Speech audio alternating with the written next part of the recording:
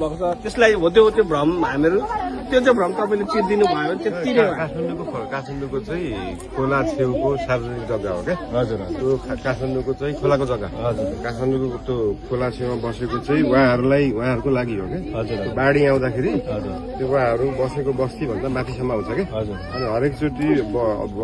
बर्खा लाग्दा असारमा चाहिँ उहाँहरूलाई निकालेर अर्को ठाउँ लानुपर्छ नि त काठमाडौँमा गर्न खोजेको चाहिँ उहाँहरू जोखिममा बस्नु भएकोलाई सेफ ठाउँमा राख्नु पर्यो भनेको तर त्यस्तो गलत नेगेटिभ चाहिँ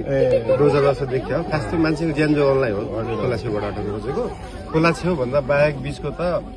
भूमि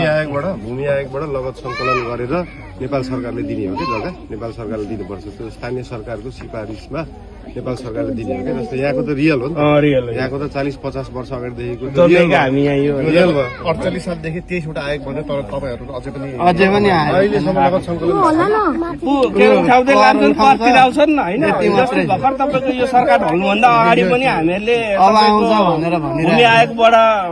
आइवरी फर्म भरेर सबै गरेर पैसा कर सबै तिरेको छ हामीले तिर्नुको लागि मैले त्यो भनेको थिएँ त यो चाहिँ भूमि आयोगमा चाहिँ पार्टीको मान्छे टिका लगाएर सुनेको मैले हेरेको थिएँ तपाईँको आफ्नै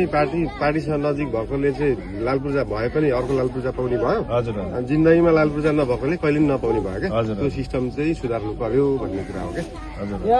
यो त खास वासीलाई विस्थापन गर्ने होइन व्यवस्थापन गर्ने हो व्यवस्थापन गर्न होइन हामीहरू जतिकोले त हामी बुझ्छौँ होइन तर सिधा सादा जनता हुनुहुन्छ गरिब दुखीहरूलाई चाहिँ के छ भन्दाखेरि यो एउटा भएको झुक्रो पनि उठाइदिन्छ भनेर सबैलाई भ्रम छ तर हामीहरूले त सकेसम्म हामीहरूले त सम्झाइरहेको सम्झाउनुको लागि त होइन त्यही भएर हामी आएको छौँ हामी कसलाई के छ भ्रमहरू चिर्दै जानुपर्छ हामी यसमा पनि पुगिसकेका छौँ कि सर बरु उठाए पनि उठाउँछौँ तर यसपालि चाहिँ घन्टीमै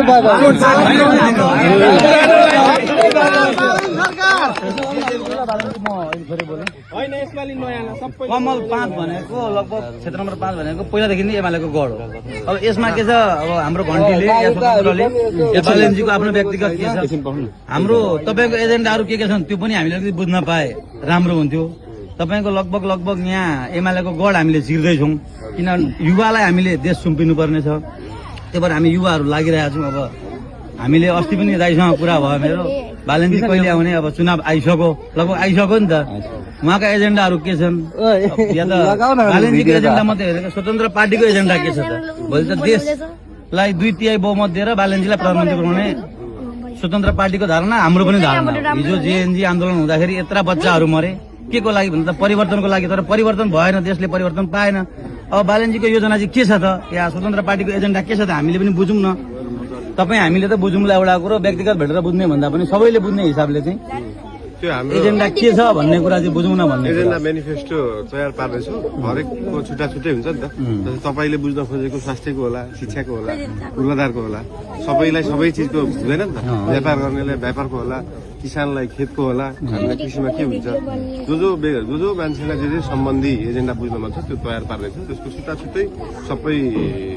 बुझाउनलाई अब फागुनको पहिलो सातामा चाहिँ हामी सार्वजनिक गरेर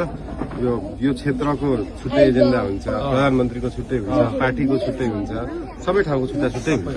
यो त हो कि अब अर्को कुरा के हो भने हामीले अब तपाईँ एक कार्यकाल झन्नै मेयर भएर बस्नुभयो काठमाडौँमा हामीले नेपाललाई स्वास्थ्य र शिक्षा केही मात्रामा कम गर्न सकिँदैन पुरै निशुल्क त होइन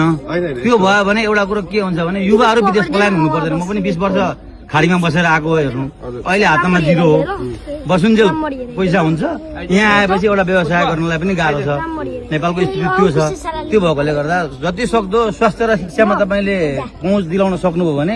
हामीले साँच्चै भन्नु विदेश जानु पर्दैन म 20 वर्ष भयो विदेश बसेर आएको काठमाडौँमा के गरेको छौँ भन्दाखेरि तपाईँको पैसा नहुने विपन्नले चाहिँ प्राइभेट स्कुलमा पनि 10% सिट कक्षा कोठामा 100 वटा सिट छ भने 10 वटा सिट चाहिँ विपन्नले पाउँछ थाहा भएको छ होला नि त्यो फेरि देशभरिकाले पाउने हो कि